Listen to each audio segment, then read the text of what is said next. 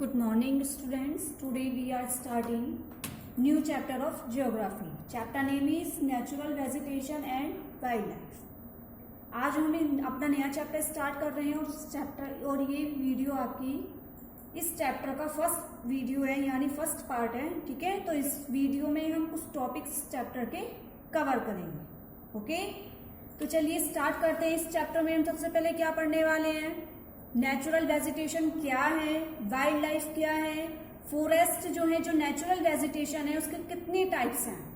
Okay, तो इस video में हम 4 टाइप्स को डिस्कस करेंगे.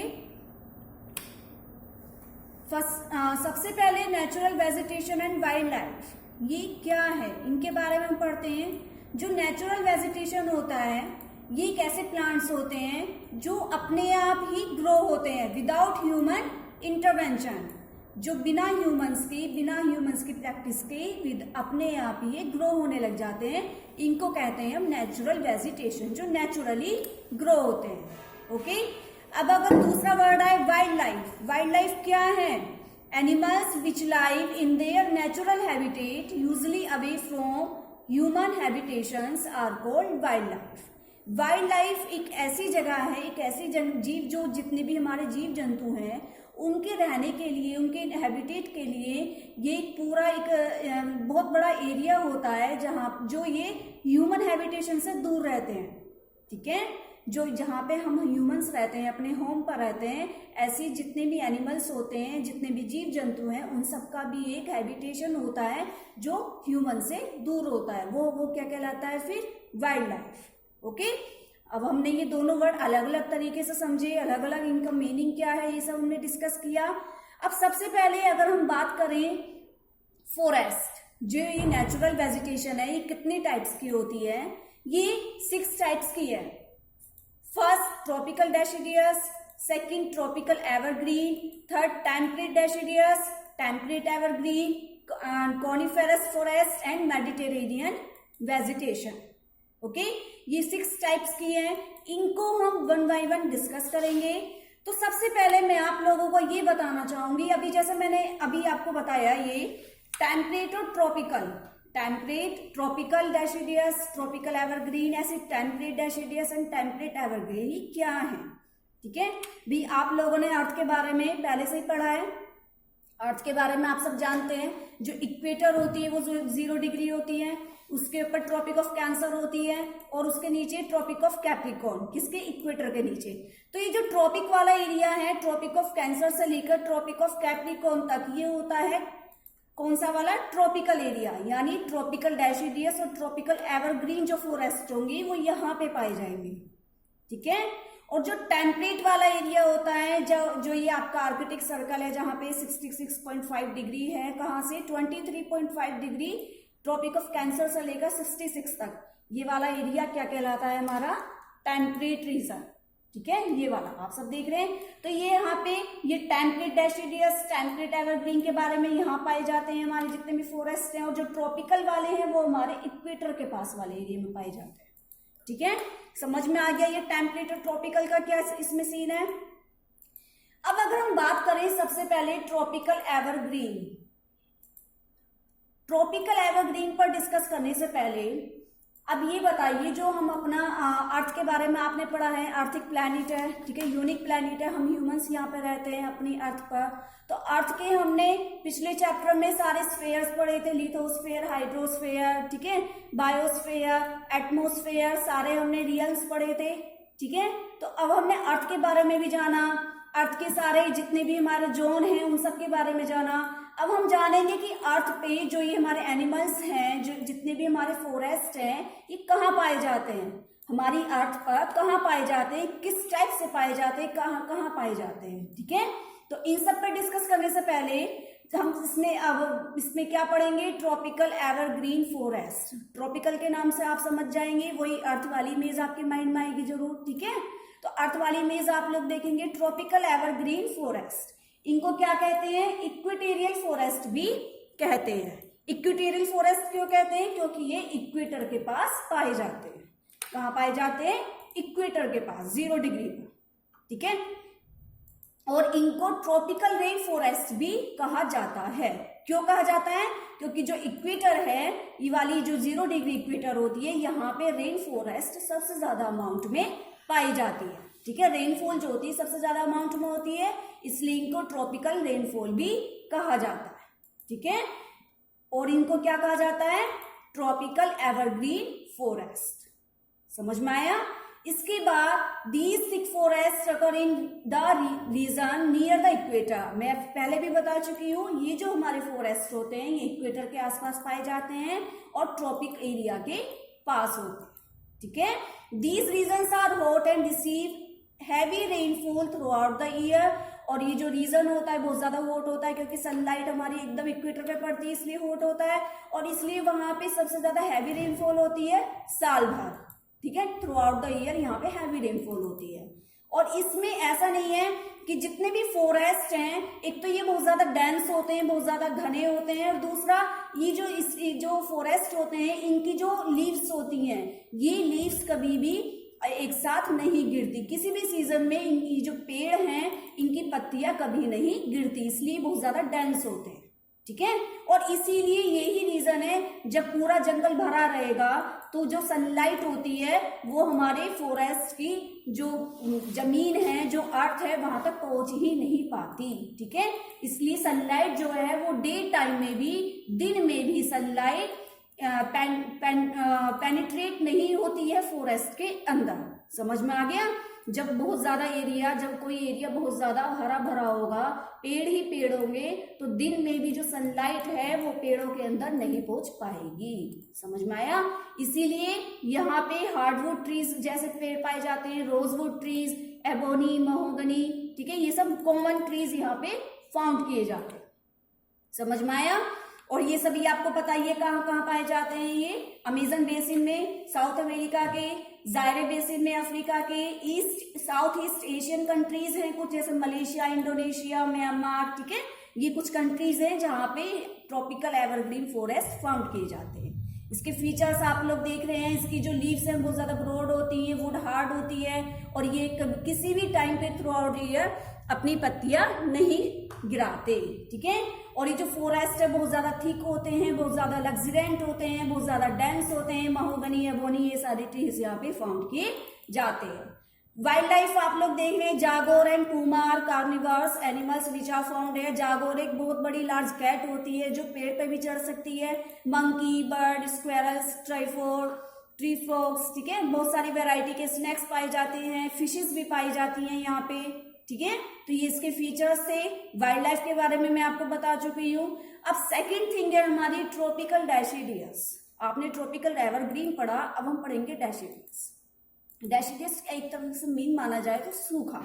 ठीक है, जो पेड़ अपनी पत्तियां गिरा देते हैं, सूखी पड़ जाती है जिनकी पत्तियां। तो चलिए अब हम इसे पढ़ते हैं। जो ट्रॉपिकल डैशिडियस होता है वो मानसून फॉरेस्ट भी कहलाता है। क्या कहा जाता है उसको? Monsoon forest. क्योंकि यहाँ पे जो रेनफॉल होती है, वो जो रेनफॉल है उसकी जो अमाउंट है वो डिक्रीज होती रहती है, इसलिए मानसून फॉरेस्ट होते हैं। ठीक है, और ये कहाँ पाए जाते हैं? Large part of India, northern Australia and in central America. समझ में आया? और ये जो फॉरेस्ट होते हैं ये अपनी leaves during the dry season and often known as deciduous forest, क्योंकि ये अपनी पत्तियां ड्राई सीजन में बहुत ज्यादा गिराते हैं, इसलिए इनको डैशिडियस फॉरेस्ट के नाम से जाना जाता है। ठीक है, इंडिया के बहुत बड़े पार्ट पे पाए जाते हैं, पाकिस्तान में, म्यांमार में, श्रीलंका में, थाईलैंड और काफी कंट्रीज में भी, स्टेट्स में भी ये पाए जाते हैं। ठीक है, दूसरा, ये जो रीजन होते हैं ये सीजनल चेंजेस होते हैं, क्योंकि यहाँ पे बारिश जो है वो कभी बढ़ती रहती है, कभी कम हो जाती है, इसलिए सीजन के अकॉर्डिंग चेंज होते रहते हैं ये वाली रीजन्स। ठीक है, और ये जो ट्रीज हैं ये अपनी लीव्स शेड भी करते हैं। कब करते हैं? ड्राई सीजन में। ठीक है, किस लिए? टू कंजर्व वाटर को कंजर्व करने के लिए ये अपनी पत्तियां ड्राई सीजन में शेड करते हैं, इसलिए इनको डैशिडियस फॉरेस्ट कहा जाता है। ठीक है, the hardwood trees found in these forest, साल, टीक, नीम, शीशम, इस तरीके के फॉरेस्ट यहाँ पर पाए जाते हैं। ठीक है, जो हार्डवुड ट्रीज हैं वो एक्सट्रीमली यूज होते हैं, किस लिए? फर्नीचर बनाने में, ट्रांसपोर्ट में, कंस्ट्रक्शनल मटेरियल बनाने में। और यहाँ की जो वाइल्ड लाइफ है, टाइगर्स, लायंस, एलिफेंट्स, लंगूर, मंकी, कॉमन है, इस रीजन में पाए जाते हैं, ठीक है। और जो मानसून फॉरेस्ट होती है, ये यहाँ पे जो एनुअल रेनफॉल है वो कम से कम 100 to 200 सेंटीमीटर के बीच होती है, और जो इक्वेटोरियल फॉरेस्ट है वहां की जो एनुअल रेनफॉल होती है वो मोर देन 200 सेंटीमीटर होती है, ठीक है। ये ध्यान रखने, ये ऑप्शन में ही आ जाते हैं एग्जाम में, ठीक है। उन फॉरेस्ट को क्या कहा जाता है जो 100 to 200 सेंटीमीटर रेनफॉल के बीच पाए जाते हैं, ठीक है। इसके बाद वाइल्ड लाइफ आप देख सकते हैं, बहुत ज्यादा वैरायटी के बर्ड्स एनिमल्स पाई जाती हैं यहाँ पे। Mammals, elephants, gaur, Indian buffalo, nilgai, four horn antelope, Indian wild ass, ठीक है।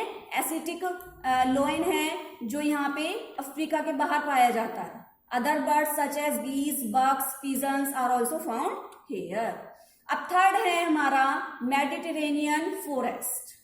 मेडिटेरेनियन फॉरेस्ट किस लिए कहा जाता है इसे, क्योंकि ये मेडिटेरेनियन सी के पास पाए जाते हैं। ये जो फॉरेस्ट हैं, एक सी है मेडिटेरेनियन सी, ये वहां पाए जाते हैं, ठीक है। और मेडिटेरेनियन सी कहाँ पे है, यूरोप, अफ्रीका और एशिया के पास पाया जाता है। इसके अराउंड में यूरोप, अफ्रीका, एशिया के अराउंड में मेडिटेरेनियन सी पाया जाता है, इसलिए इसको मेडिटेरेनियन सी फॉरेस्ट कहा जाता है। और इनको temperate broad leaved evergreen forest कहा जाता है। और टेम्परेट रीजन आप लोगों को पता ही है, वही अर्थ वाली इमेज आप लोग देखेंगे तो समझ में आ जाएगा, ठीक है। ये कहाँ पाए जाते हैं, ये नॉर्थर्न एंड साउथर्न हेमिस्फीयर में, नॉर्थर्न एंड साउथर्न हेमिस्फीयर में। और नॉर्थर्न में कहाँ पाए जाते हैं, इनको देखते हैं अब हम। They are found in areas bordering the Mediterranean sea and California in North America, ठीक है। जो नॉर्थ अमेरिका, कैलिफोर्निया है उसके नॉर्थ अमेरिका में।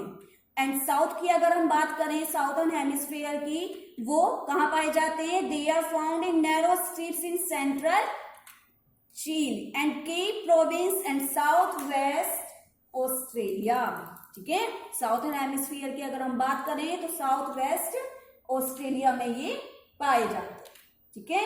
और जो मेनली बात है इन फॉरेस्ट की, वो कहाँ पाए जाते हैं, मेडिटेरेनियन कोस्टल एरिया के पास, ठीक है।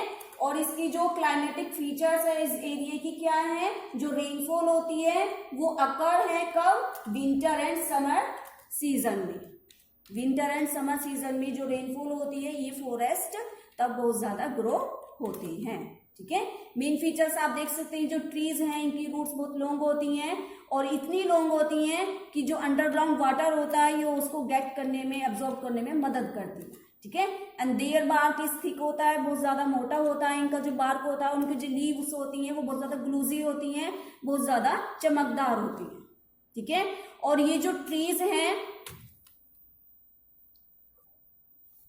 और इनकी जो ट्रीज होते हैं ये ग्रीन रहते हैं कब, ड्राई सीजन में भी। ये जो ट्रीज हैं ये ड्राई सीजन में भी ग्रीन रहते हैं। दूसरा, cork, oak, pine and fir are the main trees.